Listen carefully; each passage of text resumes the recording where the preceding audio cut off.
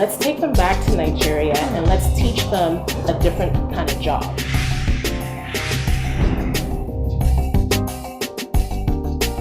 Someone once told me that if he had a choice of making just one child, though he's not God, he will probably go for the female child. And I asked why. He said, once you have a child and it's a girl, you're as good as having multitude of blessings because women come with it in abundance. And I totally believe that's when he said it. I still want to share that experience much more later and get to find out what he did with the girl he eventually had, even though he had boys to join with it. But I tell you, when you are a woman, a whole lot is given to you, and what you make of it is very important. Nigerian women often do us proud. Whatever that is thrown at them, whatever type of lemon, you can be sure that more than just ordinary lemonade will come out. And this show is set to showcase such personalities, such women. Today I have another very brilliant personality, someone who's touched lives in diverse forms. Someone, if I call her name as I sit here now, I'm sure you say, oh wow, a household name. Who is this personality?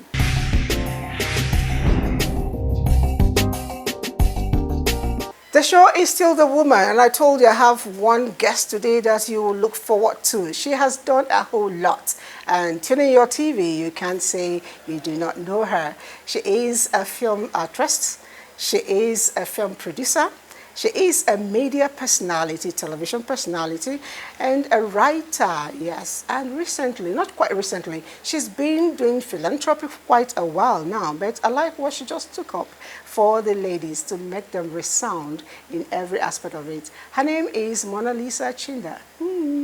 I feel like saying, hey, okay, I ring the bell. I did say that it's a household name. I mean, for as long as Nollywood has been on, you've been on with it. And I see a lot of people who have come out, you know, after a while we don't see them anymore. But here you are, not just doing your thing, but also impacting to the society. What are you doing differently that you've refused to move away? Well, you know, it's actually difficult to stay on top. Once you start to be consistent and staying on top is pretty much difficult given the society we find ourselves in. So we must, if you know your purpose and you're working towards that purpose, you'll find a way to stay, to keep on at it, no matter the challenges that is being thrown at you. Or you said, like you said, when you're being thrown lemons, you make a lemonade out of it. Exactly. So yeah, so one has to be consistent, and you must love what you do. So some people venture into careers that is not meant for them. Some people venture into careers just for the funds, for the money. Some people venture into careers or work of life for the passion. So I will say passion and purpose. Okay, that's a good one, because the truth is, what you say is what I have observed from a lot of young people. I ask them, why do you do this? I say, I'm doing it for the money. You know, it's all about money. And I keep wondering, what happened to the joy, you know, the fulfillment in what you do, you know? But then, as much as you have the passion, I know it's really, really tough. How do you reinvent yourself? Because I've seen you act the tomboy, I've seen you do the mother-in-law, you know, see you do the street girl, and it's all in one person. How do you reinvent your character? Because I read theater arts, theater is my background, and I have over the years, apart from the theory parts, and then the practicalizing and alienating myself to play certain characters has been what I've done for 30 years. And having said that, it's a thing of joy to keep reinventing yourself, because every role is different and it represents every different character traits. So if you love what you do, you want to be the best at what you do. You want to be the best version of yourself and of course of what you do. So you do things differently, not following the norm. So I'm being given complex roles to interpret because of probably the way I look, or maybe maybe my persona. And again, it has a lot to play on my background, which is theater. So I study, I work on my characters, and every different roles I have to interpret comes, like it's like an. I'm not supposed to use that word, but it's like an alter ego of me playing that role. No, So when you do it really well, it becomes more like an alter ego thing.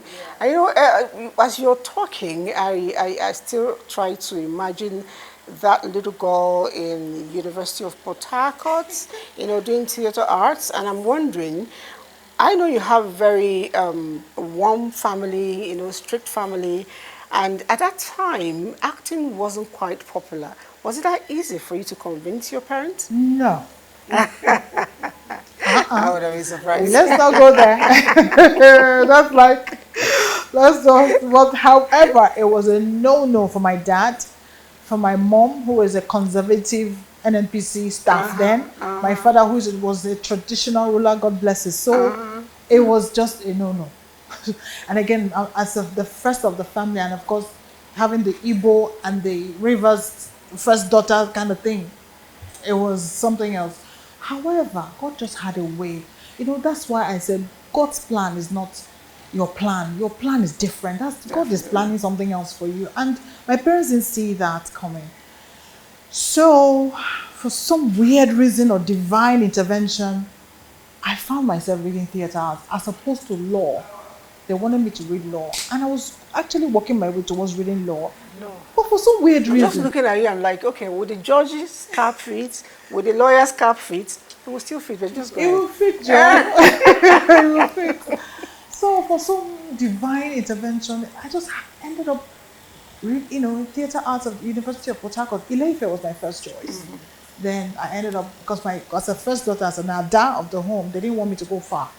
Those traditional kind of things. So, yeah. Again, I'm still kind of, all the questions I've always asked, okay, how will I take it if I have to do a very romantic role? How do you manage that? Just asking. I am a theater person. I am a film and I'm an actor. So I make the best out of the character that's been given to me to play. So I know I'm not a very, I know how difficult it is for my director to get me into playing romantic roles.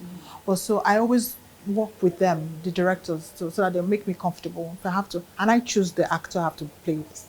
I have to have some certain type of attraction, in terms of chemistry in terms professionally, because you can't play with somebody you're not really. I personally cannot do it, because whether we like it or not, it's 50% you're giving in of yourself into that character, so, or 60. So you must play that role to be believable. So every romantic role for me is always tastefully done. I hope I've answered that question. Yes, that question was actually asked to me by a younger person who needed to know, okay, so if they're going to play a very romantic role, what if the person is smelling? How do you handle it? What if he has a bad mouth odor? How do you handle it? Oh, no, I don't want to put you through the horrors of describing what if, no. Body odor, bad breath, I can't deal with it. So I select, if you don't want me to play the role, I just quietly just remove myself, you get somebody else. It's not an argue, it's not something we need to debate about. Definitely, that's it. And you're one person that has, they say women are multitask, but yours is a multi-extra task. I was watching what you did with Arise Monalisa Foundation. What is it for you? Because you have always been about charity, about helping others. Share that with me. Growing up, I grew up in a family where all my mom and my dad did and is still doing. My mom too, as my dad has left the world, and God bless his soul again. I grew up in that. I have this foundation of charity upbringing, and as my dad, as a traditional ruler, used to have an open place where people come to eat, chat with him, learn something, from him, So it was just an open place where people come to eat, drink coffee, have anything you want to have. Because my father's title then was Osuji. So I grew up from that. And I love my daddy so much that I always used to wish that I'll build a home for young people, old people, orphans, for him.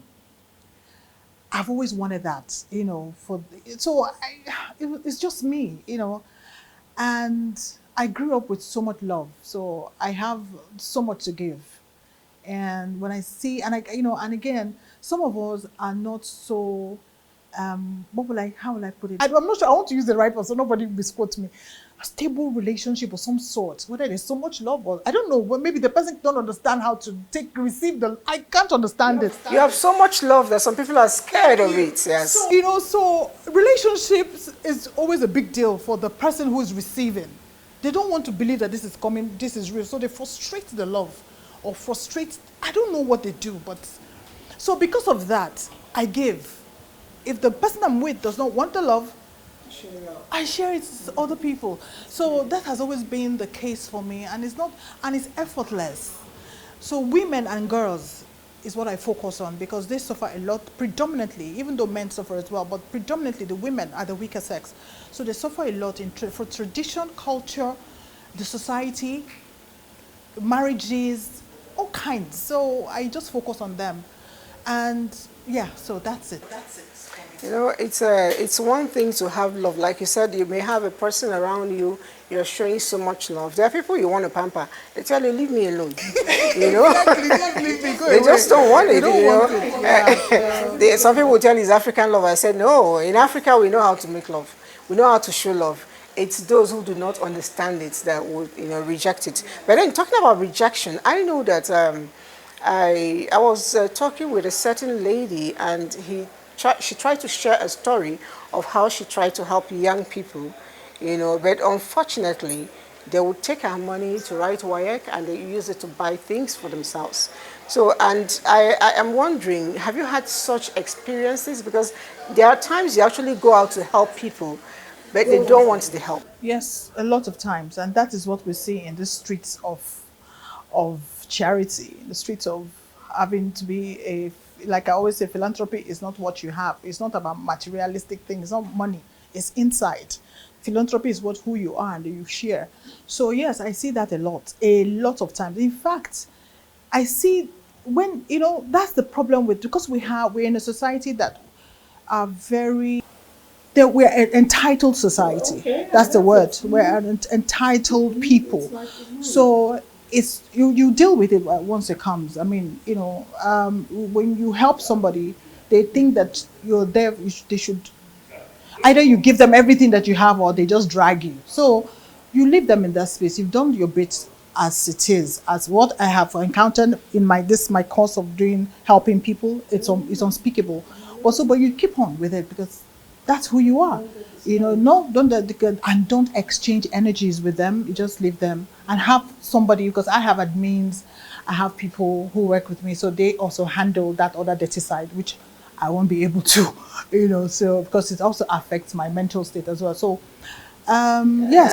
I think I like that bit. Don't exchange energies with them, because the truth is sometimes you go through all what people write about you, and when you're done, you look at the mirror. Is that really me? It's on you them. manage those gossips and controversies. I can't be bothered. That is on them. Honestly, I don't even know what they write. I don't read it. People just tell me that I don't care. I think I'm just so self-absorbed. Just do what you know that is right. I'm consistent with what I'm doing. There was one time I had this, but it's not a scandal. It was when I had issues with my marriage at some point. That was like 15 years ago, and I was #1 on Google.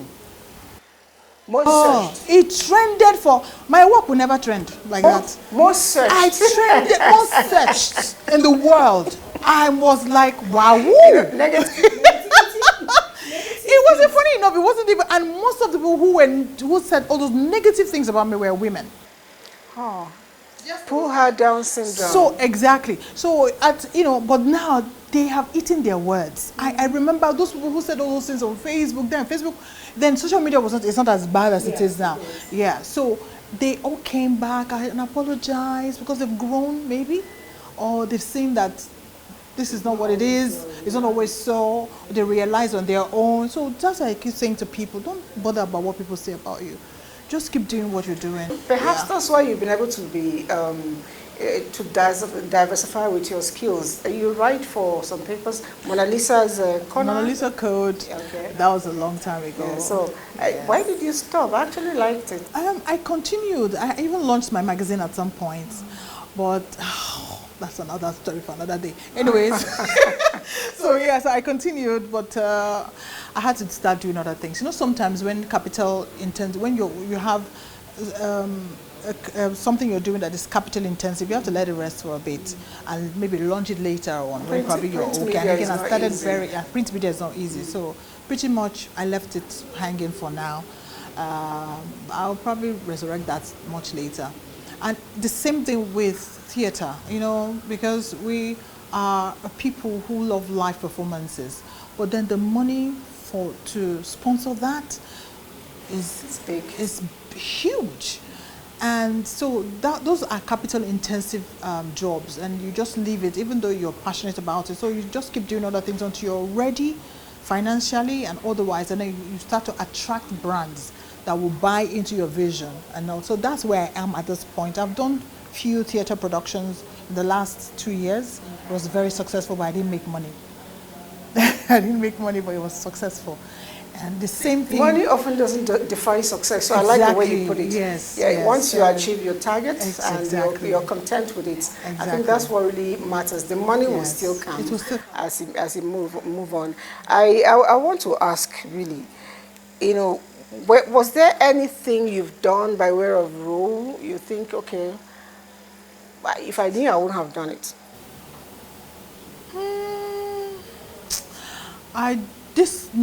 No regrets. Everything for me is a learning curve. Yes. No regrets. And I love the way I metamorphose after each.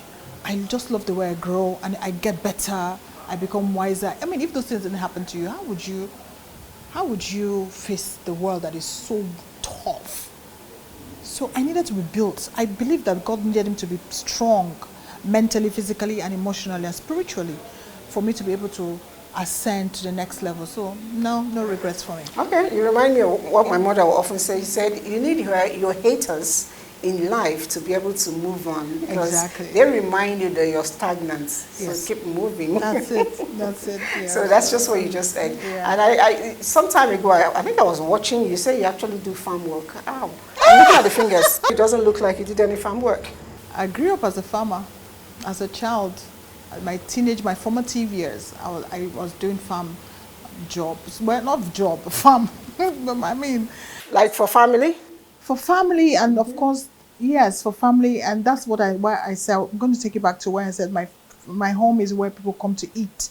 So so we did a lot of those kind of work. With your father's title as a Suji, so you must have done a lot of yam. Yes, you know. Yam plantation, cassava. Everything farm. We did it, even palm fronds and all. We did everything as to do with. I know how to do everything as to do with farming. Yam, cassava. I know the whole process of bringing it to Gary. I know everything. So yes. You know, I'm actually thinking about the program, and I'm going to get you to do it. You know, the fastest in the farming process. You're going to harvest the cassava, and you process it. You know, and you're going to do it as a competition. Let's see how much you can get it done. I will. And I tell you, by the special grace of God, I'll win. Oh, my God. Is there money attached to it? There is going to be money. That's right. Definitely. Yeah, but so with all you do, you know, I know to get you here, we've been battling with time. That shows how busy you are. So how do you find time to relax? What do you do for relaxation? My relaxation time is boring. No, I don't want to share my boring side. So I watch a lot of movies. So and I cook. I love to cook, and I love to host at home. What do you like? I love to travel. Everything cooking. Oh wow, that's nice. That's nice, because I see a lot of young people now. What they do is they prefer to order a bowl, 1 liter of soup, 1 liter of stew. I don't know how people do that, but I love to eat at home. I love to eat my food. I love to eat my meals, where I cook them, the portions, you know, so that way our bodies, we're getting older, so we can't be careless with what we take in. That's just taking me to the next question I'm going to ask you. You say you're getting older, it's not showing. So what are you doing differently? What am I doing different? Nothing. It's just, I'm not doing anything differently. Oh. I'm telling you, I just don't eat anyhow. I just don't eat. If I have to eat, it has to be fine dining. And that's probably once in a, maybe there's a celebration of something, and when my friend wants to just take me out, at least I'll come out is enough. Stop staying at home. So fine dining once in a while. And I'm not going to tell you I'm big on exercise. I don't exercise as much, but I do a lot of stretch floor work. So, and I take a lot of water, fruits, vegetables. I'm so big on those. Yeah, one last thing. And so much love, so I'm always glowing. That's a nice one. Now, just before we go, I noticed that at a point, almost all the actors, male, female, were going into politics. And I wondered if one day I will hear Monalisa for presidency. It's ambitious. It hasn't come, not that it won't come, but I'm wondering, what's your take on our actress and others going into politics as it is? Yeah, but I believe they have something to give. I believe anything that has to do with politics and taking up public offices, you must, have the ability to serve humanity, to serve the people, and your antecedents, your, backstory must be as clean as what you're saying to the people. So, yeah, them coming out for politics is a good step in the right direction. I'm sure they have at some point in your life you want to do something challenging and more, more for the society, giving back. So yeah. I actually look forward to having more of them in it, because the Filipinos, or the actors in the Philippines, I notice a lot of them have a good background in politics. A lot of them are senators, either before or after. So it means that they've been able to gain on the two sides an impact on the society. I'm looking forward to where Nollywood actors and actresses if they will give us the chance, because that's another part of that's another story for another day. We'll find a way anyway, because if that is done, perhaps laws will be reenacted to protect our actors. Look at what happened to our young fellow who just left. A whole lot is going on there, and people are coming out around that environment to, give a lot of negative testimonies as what is going on. I don't know, what's your share on that? What can we do better to protect the... So, see, that's why I will take us back again to funding. Most of livelihoods of some entertainers, including, our actors, come from, their pockets. Now, because it's been a long stretch of years where we're looking for the rights being given to the actor, we're talking about, some of the rights that's meant to be passed on to National Assembly, some of the royalties, we're talking about. So when those things are not met, people now tend to start their own movies from their pockets. Now, neglecting all the other loopholes and side issues that could occur on set. Again, a lot of producers are not trained. Producers are just coming from their street urchins, they're from the neighborhood, they don't know anything, they just want to be out there thinking that making money with human life is the best. No. So this is going to be what has happened is, and especially this one that has happened, is probably going to serve us as a deterrent and as a lesson that when you want to start work, because right now, as I speak to you, there's a serious measures to curb some of these producers that are not registered and are not trained. I'm a producer, and it's an executive producer as well as an actor. So some of these things, we've seen them on set. Fortunately for some of us, we don't take every job. Right from when we started, we don't take, if this is going to be risky for me, let me speak for myself, I won't go, I won't do it. No matter the amount of money you're paying for me, no way, I won't. If you don't meet some of my standards, forget it, I'm not going with you. Well, however, having said that, I'm probably privileged. What about those that don't have? They need the money. They need the 100K, they need the 50K. Even people behind the scenes suffer more. The camera crews, the hands-on assistants carrying the cameras and carrying the generators and all, they suffer more. Nobody is paying attention to those people. I really look forward to that because whether or not you like it, the Nigerian movie industry has contributed so much to the GDP. And I don't recall any time I go outside the country, somebody walks up to me and say, when I mention I'm Nigerian, they're like, oh, Are you an actress? yes. Are you a superstar? I said, yeah. Yeah, of course, you have to claim it. No, Yeah. I am. Yeah. And then some, because they keep asking me questions about people in your industry. Does this person behave like this? But it tells you how far our works have traveled and so much impact it has made. So I wish that something is done real fast. Your final thoughts? So, well, keep watching The Woman and always be like she's promoting women, and this show is all about women doing well. So people who've come to this show is telling all women and all girls alike to be the best versions of themselves in terms of their work, in terms of serving humanity, whatever, anything that will make you be the best version, not just for just saying it. Be and truly be the best version of yourself. I think that's just what it is. That's it. I don't need to add any other thing. Be the best you can be. And once you're doing well, the eyes of the woman will always catch up with you, and we have you showcased.